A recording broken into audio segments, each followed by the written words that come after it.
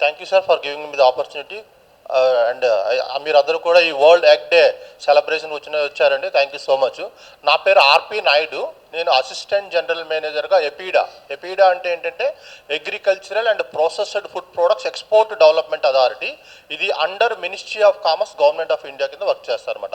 మనకి ఇండియా నుంచి ఈ అగ్రికల్చర్ ప్రోడక్ట్స్ కానీ ప్రాసెస్డ్ ఫుడ్స్ కానీ egg and meat and poultry products ఏ ప్రోడక్ట్స్ మనం ఇండియా నుంచి ఇతర కంట్రీస్కి ఎక్స్పోర్ట్ చేయాలంటే ఈ ఎపీడా సంస్థ దగ్గర నుంచే మీరు లైసెన్స్ తీసుకోవాలన్నమాట. తీసుకున్న తర్వాతనే మీరు ఆ యొక్క ప్రోడక్ట్స్ని ఎక్స్పోర్ట్ చేయగలుగుతారు. ఇప్పుడు మనకి ఆల్రెడీ ఇద్దరు సార్లు మాట్లాడారు. సార్ వెటర్నరీ కాలేజ్ నుంచి మనకి ఎగ్ వల్ల ఏమిటంటే బెనిఫిట్స్ ఉంటాయి, వాళ్ళందరూ డాక్టరేట్స్ అన్ని మీకు అన్నీ క్లియర్గా చెప్పారు. అలాగే మనకి బాలు నాయక్ గారు కూడా FSSAI స్టాండర్డ్స్ అవి ఏమిటి, దానికి ఏ విధంగా ఉండాలి. ఇప్పుడు నేను ఇంకొక వేలో చెప్దాం అనుకున్నాను. ఇప్పుడు మన అందరికీ కూడా ఎగ్ ఉపయోగించండి, మనకు పిల్లలకి స్కూల్లో ఎవ్రీడే మనం ఎగ్ ఇస్తే ఇంకా బాగుంటుంది అని అందరికీ చెప్పాం. బట్ మనతో పాటు మన కంట్రీని రక్షిస్తున్న మన ఇండియన్ మిలిటరీ ఆర్మీ అక్కడ మన మంచు కొండల్లో ఉంటారు. వాళ్ళకి మనం ఎలాగ ఎగ్ సప్లై చేస్తాము?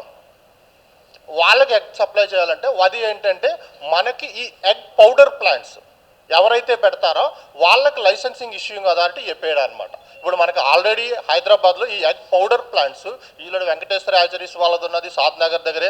అలాగే ఇంకొక కంపెనీ కూడా మనకి ఈ తెలంగాణలోనే ఈవెన్ మనకి ఎగ్వే ఇంటర్నేషనల్ అని ఒక కంపెనీ ఉన్నది.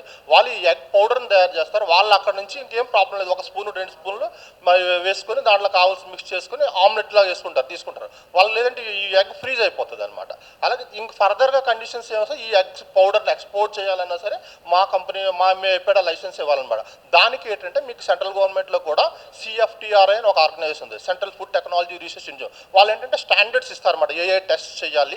ఆ స్టాండర్డ్స్ ప్రకారం వాళ్ళు చేసిన తర్వాతే వాళ్ళకి ఎగ్ పౌడర్ని ఎక్స్పోర్ట్ చేయగలుగుతారనమాట. ఈవెన్ ఫ్రెష్ ఎగ్స్ ఎక్స్పోర్ట్ చేయాలన్నా, even day old chicks export చేయాలన్నా సరే కూడా మా ఎప్పుడైనా సంవత్సరం నుంచి అవుతుంది.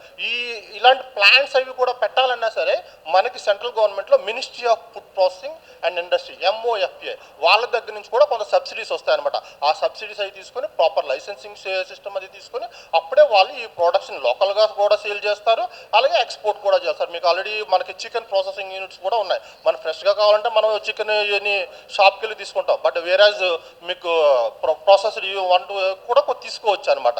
ఈ సేమ్ ఇది మా ఎపీడా సంస్థ యొక్క మాకేంటంటే ఈ ఎపీడా సంస్థలో ఒక 700 products agriculture, poultry, meet, buffalo meet అన్నీ కూడా ఈ లైసెన్సింగ్ అథారిటీ ఇష్యూ 700 ప్రోడక్ట్స్ మనకు కవర్ అవుతాయి.